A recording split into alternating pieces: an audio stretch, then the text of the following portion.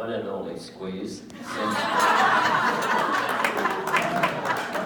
1958, which, if you've done the math, is the year before we graduated. Okay, so a few weeks ago, I got a call at home. Caller ID said, Office of Advancement at Duchesne. I hid my checkbook in the freezer. And then said, hello. It was Nancy Cole. And they were putting together the program for the dinner tonight. We wondered, she said, if you'd be willing to help us out with an item on the program. Well, my heart leapt for joy. I was sure I knew what she wanted me to do. I said, sure, Nancy, I'd be happy to speak in the spot that talks about reflections of a young alum. There was a pause. It was protracted and quite pertinent. And then she told me they did want me to speak, but only to introduce two other young alums, Danielle and Alex McIntosh.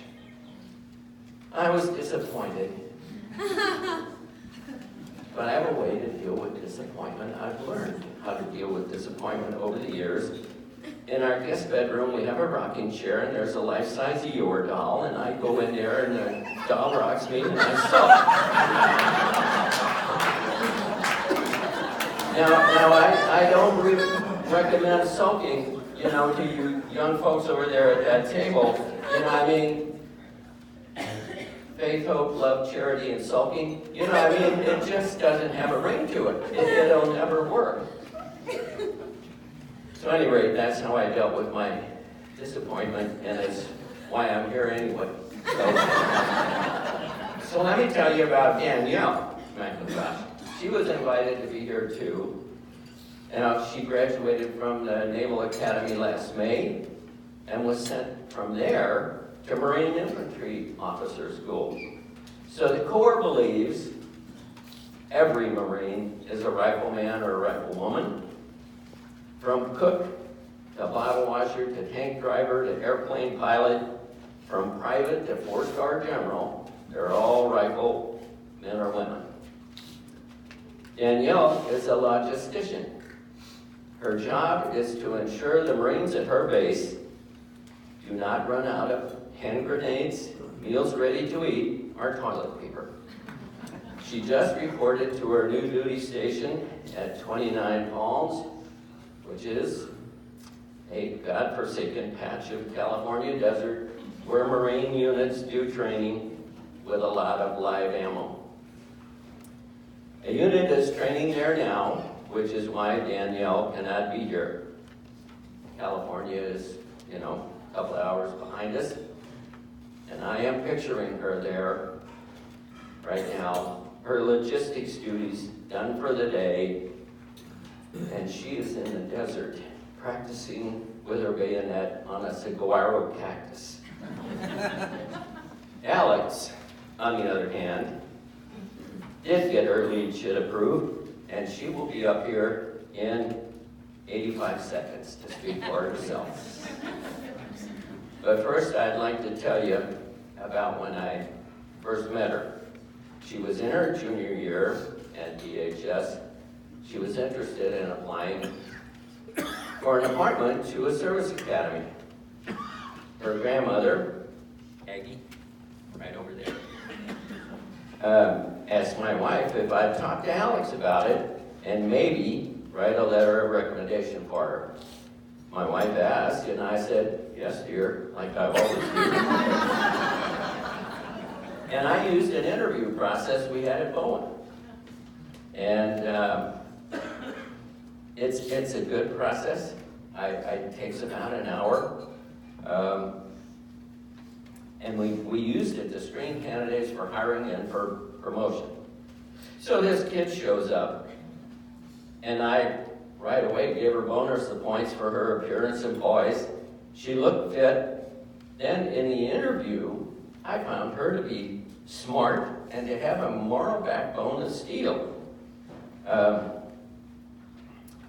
This kid had muscles on her body, in her mind, and in her soul. She was, to me, exactly the kind of person we need in our military. You know, Father will tell you, the poor we always have with us. I will tell you, it seems like we always have Hitlers and Stalins and vermin of their like. When we have to deal with them, the young men and women we send may wind up working for our Lieutenant Kelly outside a village called My Life. And our young people may be forced to make a moral decision in the space of a heartbeat of supreme consequence to them personally, but also to our nation. To be able to deal with something like that, you best have well-toned muscles in all three elements of your makeup. Lieutenant J.G. McIntosh, come up here and talk to these people who make this a country worth fighting for.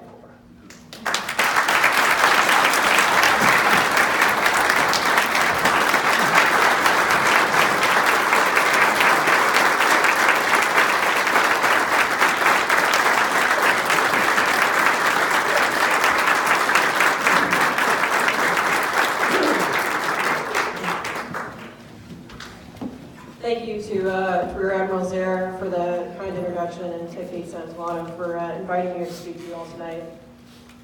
Good evening.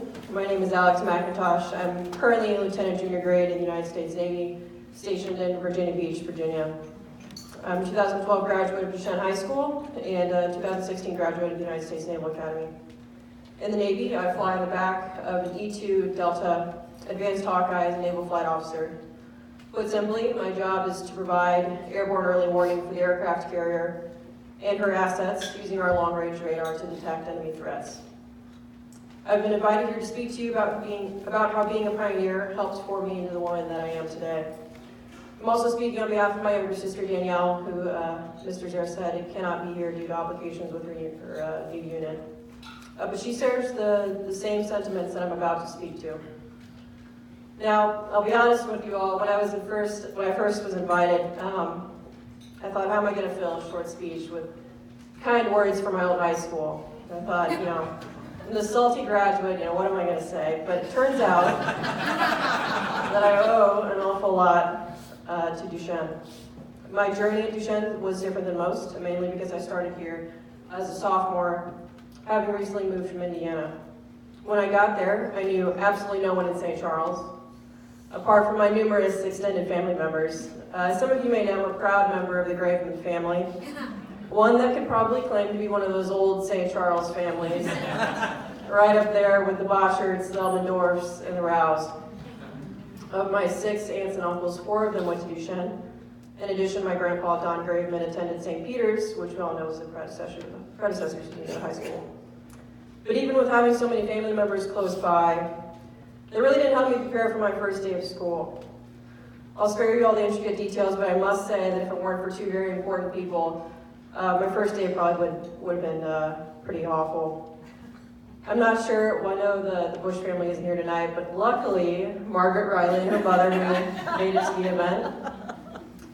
And it's important to note that without them, my first few days would have been much worse. Through them, I met new people, was introduced to a few extracurriculars, such as the outreach program and student ambassadors. I joined a few sports teams, made a few more friends, and as they say, the rest is history. What I'd like to speak to now is something I'm sure you're all very familiar with, the 3 pillars of Duchesne's mission statement, mind, body, and spirit, and how they helped transform me from a shy 16-year-old to a young woman ready to attack the challenges awaiting her at a military academy, and then finally to an officer embracing her new career as a naval aviator. I'll start with mine. Academically, I feel that Duchesne prepared me well for the rigors of a service academy. Though I loathe the subjects of physics, calculus, and chemistry, and not the teachers associated, I promise, the instruction I received provided a solid foundation for the collegiate level courses I would take. Perhaps one of the most beneficial classes I took as a pioneer was the English course taught by Mr. Duchesne and accredited by St. Louis University. Though very difficult, this class was arguably the most influential because it significantly enhanced my writing skills and prepared me to excel in 2 semesters of English I was required to take at the academy. Outside of academics, I was mentally challenged when I tried out for and made the improv troupe. Good, glad it's still around. Okay, cool.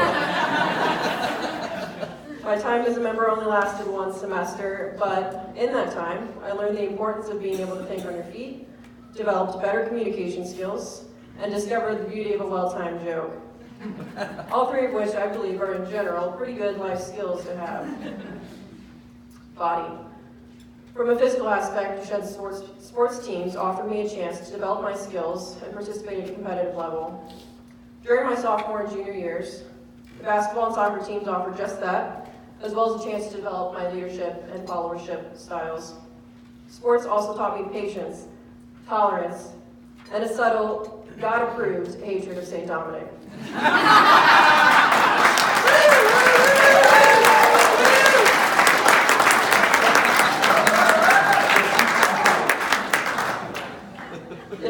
In my senior year, I took advantage of the cross-country and track and field teams to help me better prepare for the Naval Academy. The results were, but the effort was there. Coach Terry McIntosh administered my physical fitness test to help me apply to be a midshipman. It was through these programs that I further developed my sense of sportsmanship and competitive nature. Spirit. Duchesne's a Catholic high school, so obviously religion is going to play an important role in the daily spiritual development of its students. What I learned from Duchesne was how to remain consistent in practicing my faith. I'm not perfect. Occasionally I miss Mass and I don't receive the sacrament of reconciliation as often as I should. But a love of and trust in Christ has been an essential part of my Navy career thus far. This is most exemplified by the fact that I never, ever fly without wearing my scapular. Like my helmet, my harness, survival survival vest, and oxygen mask, my scapular is part of my equipment to go fly. I wear it every day, not for what I perceive as spiritual protection, but as a constant reminder of my faith. In closing, the ideals of mind, body, and spirit that Duchesne instilled in me at a young and impressionable age directed my development into the Catholic leader and professional I am today. I am both humbled and very grateful to be a graduate of this school and proud to call myself a pioneer. Though she wasn't able to attend tonight, Danielle wanted me to express her gratitude to Mr. Bealey for instilling in her a love of history and country. Yes, good, all right.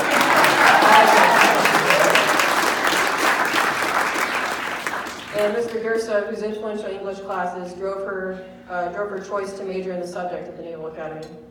She also helped me write the speech, so I guess she's finally putting that major into use.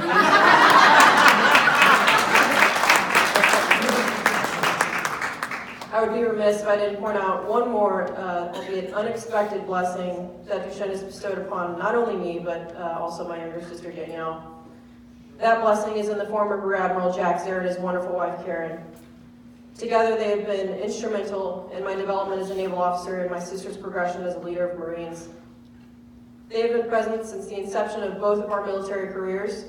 For me specifically, they advised me before I went to the academy, celebrated with my family and friends during my graduation and commissioning, and most recently, pinned on my wings of gold when I finished flight school last year. Though we did not meet through Duchesne, it is only fitting that we both share a connection to the school. Our mutual respect for this institution was exemplified immediately after my graduation and commissioning from the academy. Rear Admiral Zare presented me with my ensign bars, the first officer rank insignia that is worn after commissioning. On the back of each bar was a set of 3 letters. The first was DHC, or Duty, Honor, Country. That one I got right away, I'm used to hearing that. The second was MPS.